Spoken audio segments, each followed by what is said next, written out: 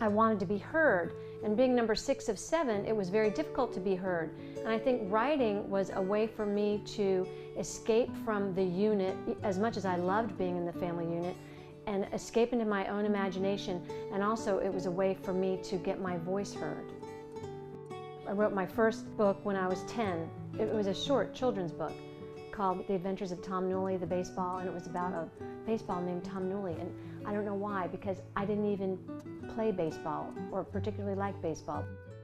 I was reading Laura Ingalls Wilder, the Little House on the Prairie series. I was reading Beverly Cleary, all the classic children's authors. Some of them had mysteries, most of them revolved around families, and there was usually a little girl involved, and I would kind of project myself onto her.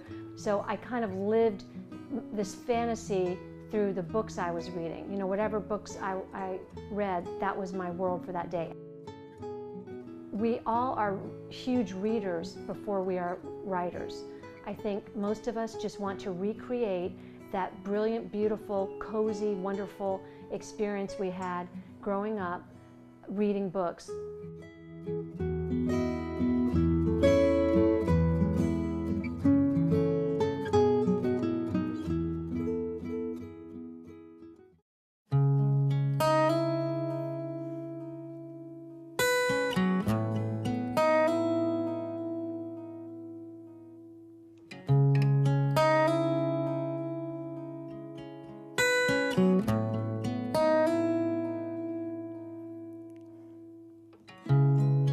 It took me probably about 10 years of off and on work to get to the point where I said, Kieran, you're spending an awful lot of time writing. Don't you think maybe you need to make some money at it?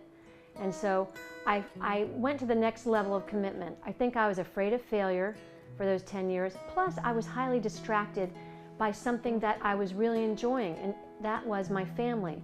In my 30s, I decided that my family was number one, and I really wanted to be with them more than I wanted to spend the time to write the books. And I had to come to grips with that. I had to realize the reason I wasn't published yet was because I wasn't making the commitment.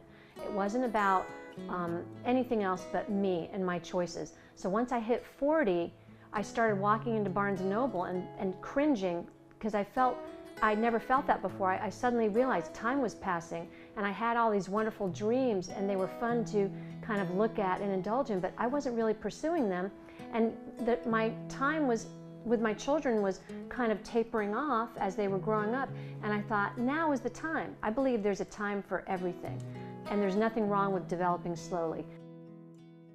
We always relied on my husband's income, but as the kids went to college, it was like, let me do this thing. And then I thought, I'm not just doing it for the money, no. Because when you just do something for the money, you're probably bound to fail. You have to be motivated by a true passion. And I did have that. I had that true passion. I wanted to be a writer. I wanted to share my stories. And so everything came together, just locked together. And I said, this is the time. And I just decided to trust in myself and not worry about failing, and just go for it.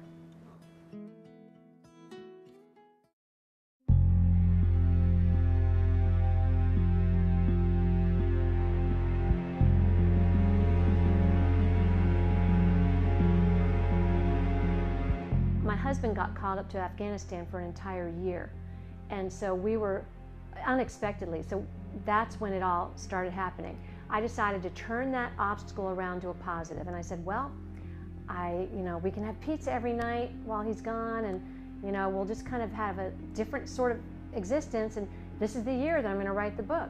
So I did turn that obstacle around and make it work for us, even though it was difficult in many ways, not having him around, and it did interfere some with my writing, because I had to be both mom and dad to the kids, so that would take some of my writing time away.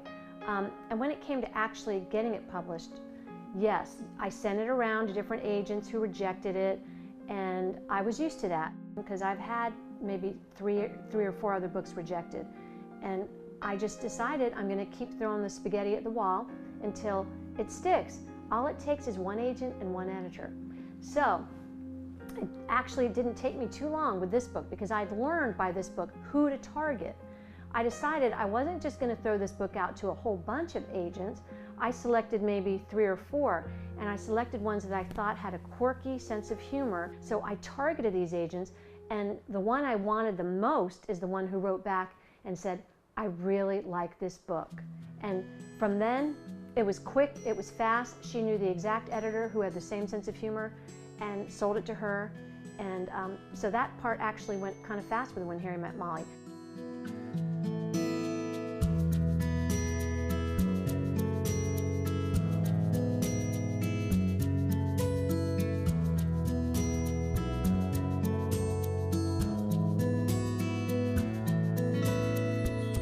Well, I got a 3-book contract, a 4-book contract, which was highly unusual. At that time, this is when the recession just started happening. Publishers were pulling back. Authors were getting 1-book contracts, or 2 at the most. So it was kind of shocking that I got a 4-book contract. But this editor really liked my books, and this agent was a really awesome agent. So then I started writing on deadline, and deadlines change everything. So does editor input, because I was just writing on my own, but now I had an editor making suggestions, changes, and I had to get it to her by a certain time. So I became a real professional writer in that I had to learn the business of writing, not just the craft of writing. The business includes learning how to promote your books, learning how to get your books in on time, learning how to work with your publishing house and your editor, learning how to work with your agent, learning how to interact with your fans on social media and at conferences. So writing went from being 100% of my time to 50 or 60% of my time. And it's very hard. You have to learn to juggle, and you have to learn to prioritize. Now that I've written 7 books, I'm actually going back to simple things. I'm going back to more time on writing, less time on promoting. Yes, I'm very happy, and I think it's because my parents taught me that life rewards action. That was their motto, and it's really good to have a family motto. You know, fear stands in between us and our full potentials. We are so afraid. We're so afraid to fail. We're so afraid to get muddy, to mess up. But fear is the thing that kills dreams. So we cannot let fear stand in our way. We have to be warriors, and we have to stand up tall and be brave and say, I'm willing to face fear, knock it out of my way, and go toward my dream. Sometimes I've failed to reach my dream, but I've been happy anyway. And it's true, the cliche that the journey is everything, it's very true. The journey is everything. When I actually got published, that wasn't nearly as exciting for me as just the idea that I had finished a book and written the end, not knowing if it would ever be published. That was a true triumph for me, because I'd faced my fears of failure and I had gone ahead and done it. And whether anybody else liked it or not, I knew I had done the most important thing, which was to face down the fear. So all the other stuff is gravy. All the accolades and the contracts and the money is awesome, but that is not what it's about. It's about reaching for who you are, being your authentic self, not letting fear stand in your way, and speaking your truth to the world, however you want to do it.